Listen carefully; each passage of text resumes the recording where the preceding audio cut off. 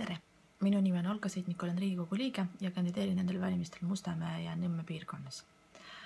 Mina olen üks nendest kandidaatidest ja üks nendest poliitikutest, kes arvavad, et Eesti narkootikumide vastane poliitika on läbi kukkunud.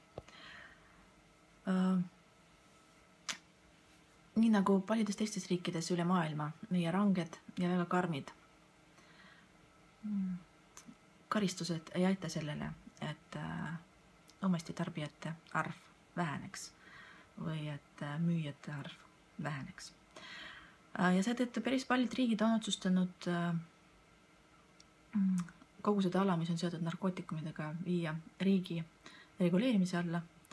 Ja sellest oli ka juttu näiteks eelmisel aastal Šveitsis toimunud maailma majandusfoorumil, kus muu hulgas ka endine ÜRO peasekretär Kofi Annan arvas, et me vajame uusi meetodeid, kuidas võidelda narkomafiaga. Ma samuti näen, et peaaegu iga kuu tulevad teated üle kogu maailma selle kohta, kuidas ravi kanep aitab inimestel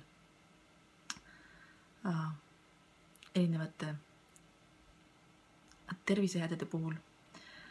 Ja kui ma mõtlen ka oma tutvumisringkonna peale, siis ma tean, et on mõned inimesed, kes aeg-ajalt kanepit tarbivad ja ma kindlasti ei julge neid nimetada ei narkomaanideks ega kurjategijateks, vaid nad on ausad inimesed, head vanemad, head maksumaksjad.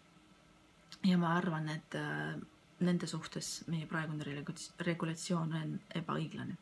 Seetõttu mul on hea meel, et on olemas julged kodanikud, kes julgevad sellistel tabuteemadel rääkida avalikult.